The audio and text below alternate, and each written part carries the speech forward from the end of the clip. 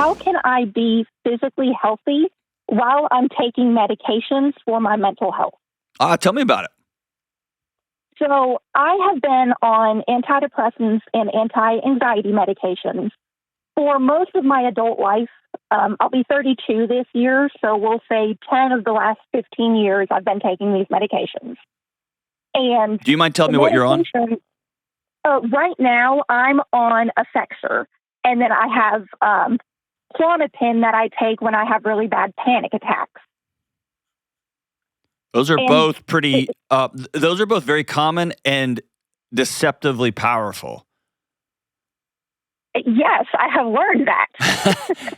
And I've read horror stories about getting off Effexor. I've seen. I have a lived experience, not from me, but from people I love and care about, getting off Effexor. That it's very tough. Yes, and that's something that I'm wanting and hoping I can do at some point. Okay. But the issue is I've been on several different medications over the years. This was the first one we found that actually helped. Okay, great. Because my anxiety symptoms are so physical to the point that I can't function when I'm not on them. Okay. But with these medications, I have gained over 100 pounds. Yeah. Even though I'm dieting and I'm exercising. Yep. And so it feels like I'm stuck and having to choose between either physical health or mental health, and I can't have both. And I'm not sure what to do because I just feel stuck. Yeah. So I don't know if this makes you feel better, but I hope it does. That's a very common experience. So you're not insane and you're not somehow extra dysfunctional, okay? Oh, well, it sure feels that way, so thank you. I know it does. It's a very common catch-22 people find themselves in. Is these meds take away that pain, and especially takes away that, it's terrifying when your body betrays you, right? Right. When you feel your body taking off on you and you can't control, it's like your car just starts driving itself down the highway 1,000 miles an hour and you're taking your foot off the gas and it's still driving. Like, it's scary, right?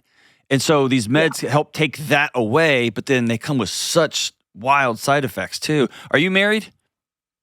Yes. Okay. Has it also affected your libido? Has it affected other things too? Yes. Okay. Because another common experience is, especially with these two drugs, is they turn all the switches off. So they also turn off laughter, they turn off joy, they turn off they just kind of pause you in this. I'm thinking of like a middle gap. It takes away all the lows, of course, but it takes away the highs too, right? Yeah. Or the best way I've heard it phrased is joy and pain are all on the same switch, and so it just shuts the whole system off. What is your doc? Have you talked to your doctor about this dilemma? I have. My doctor firmly believes that I'm doing something wrong with my diet and exercise, and that I have control over the situation, and that I just need to figure it out. Okay, I want to encourage you, if you're at all able to, find a new physician, find a new somebody to work with. I am in the process. Okay, good, because that's madness. That is madness. That's like hitting somebody on the foot with a hammer and saying, "Well, you just gotta." Like, it's a documented side effect. So, right, and he's been encouraging me to get gastric bypass surgery, which I will not do, because there was a period of about 18 months where I was completely off medications altogether, and I lost 70 pounds without making any other lifestyle changes. Sure. So I know it's the medications. Well, I mean, it's clear in the literature, right? So, I mean, it's and not even literature. It's just, I mean, it's just what happens. So yes, there is the fact that you've gained 100 pounds means you have consumed more calories than you are expending, right? It's an energy imbalance. There's truth to that. But to hand you this really powerful prescription, multiple prescriptions, and then that have documented side effects of that is this, and then say, well, actually, you need another invasive thing on top of the. Find a new physician, please. Okay. Yeah, I am. Okay, and so I want you to hear me say, you're under some pretty powerful narcotics. And I'm not telling you to not be on those things, okay? But I want you to talk to somebody that will be with you for your whole health. Mm-hmm. Or that will walk alongside with you your entire health journey. Okay. Okay? You're not crazy, in your pursuit of somebody who will look at you holistically and not just play whack-a-mole with symptoms is where you need to be, okay? Okay. I hate that somebody handed something this powerful to you and then blamed you for the outcomes. I really hate that for you. Mm-hmm. So can I tell you something? Yeah. Can you hear me? I want to be sensitive, but I want to speak real directly to you. Is that okay? Yeah, that's fine. You're not gross, and you're not dysfunctional, and you're not somehow broken, okay? Okay.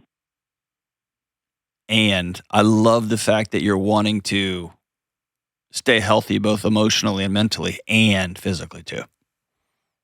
Mm-hmm. So I think your first stop is sitting down with a physician and saying, here's been my journey and here's been my experiences on these meds and off these meds. My physical health has a dramatic improvement off these medications, but then my body starts, like, my anxiety is really, really powerful. And then the other side of it is these things wipe out the anxiety, but also I lose my joy in life. I just kind of live my life dysthymic, just in that little blech.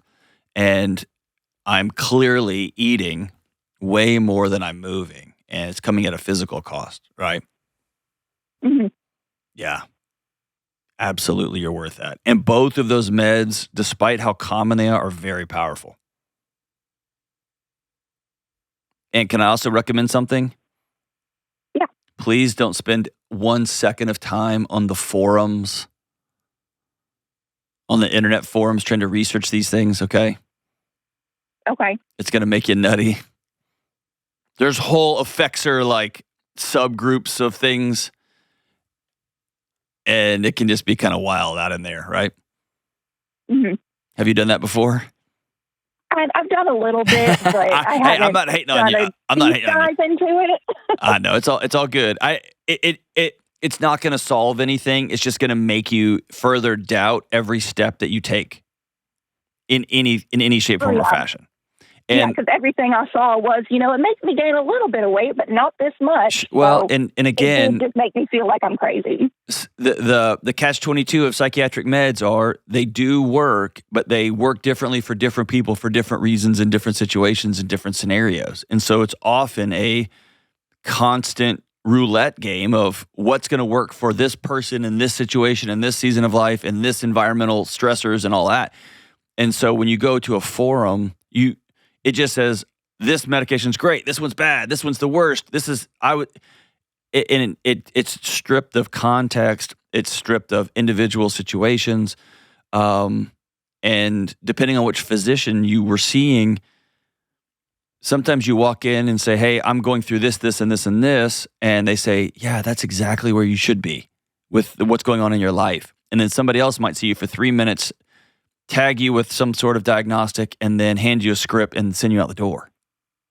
Mm-hmm. And so these forums just strip every nuance, every environmental stressor, everything. Let me ask you a personal question. What is your body trying to protect you from when you get anxious? What do you mean? I'm assuming you've wrestled with some sort of anxiety, some sort of panic your whole life? Oh, yeah. Okay. What has your body been trying to protect you from? Because my basis when I sit down with somebody is I'm assuming that if they're anxious about something, their body's probably right. That anxiety is an alarm system letting you know you're not safe. Panic is your body taking over, saying you're not getting this message. I'm shutting the whole system down. Mm-hmm. Depression. And that comes from trauma from my childhood. Okay. Have you ever sat down with a good trauma therapist and said, I want to go down the rabbit hole because I want to heal my nervous system?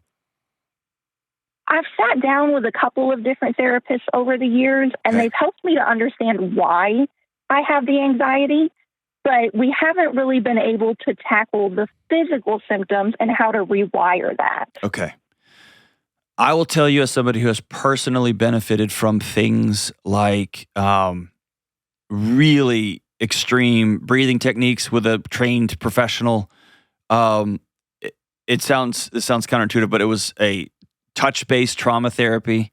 I got laid out on a counter, and the trained therapist sat behind me as we went through some of my childhood stuff, and she just would touch my shoulder. And I mean, it was a whole body process out of like Peter Levine's work. It's to say it's astounding is an understatement. Mm-hmm. And so there are trauma-informed therapists that not only will talk to you about it, but will help your body heal, and they'll do it alongside you. You have to be willing. The therapy it's awful. It's not great. It's not fun.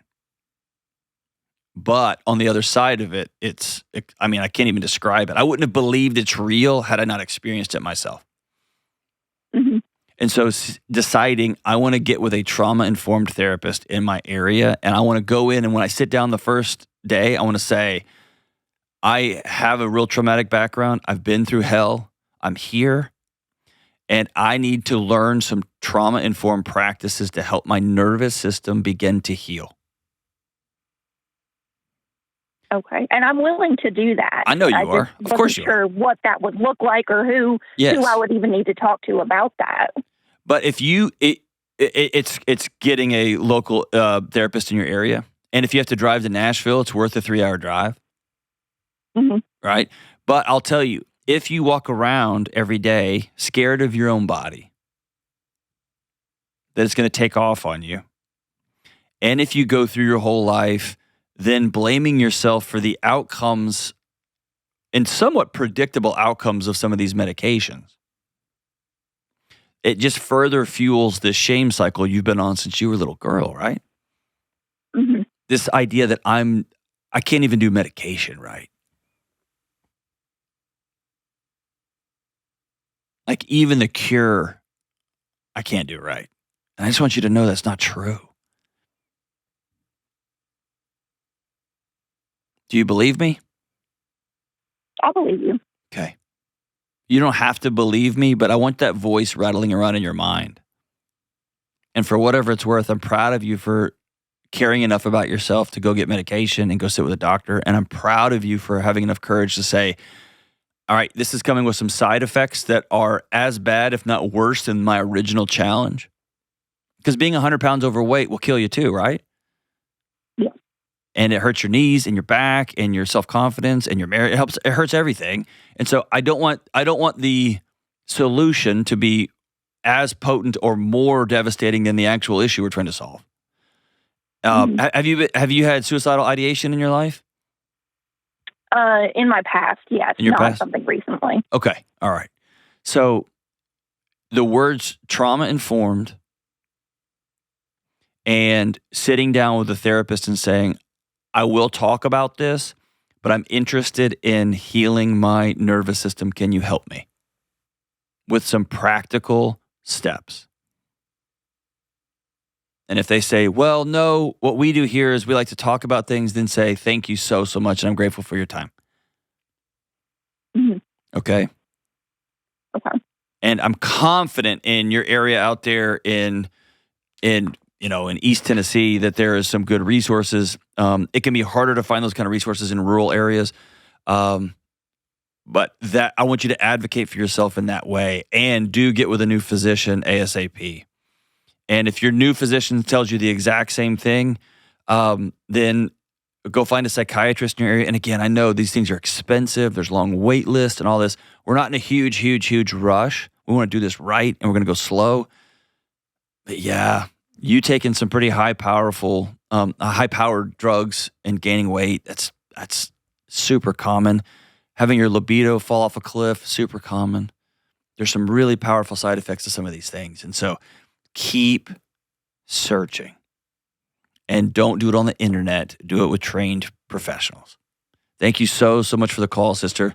I'm going to send you Building an Unanxious Life. It's not going to be your cure-all here, but I want you to read it because it norms you're not crazy. You're not broken. Your mind is struggling to keep you safe. And what we want to do is teach our mind and our body. We weren't safe then. Whew. But we're working towards safety now, in the present, here.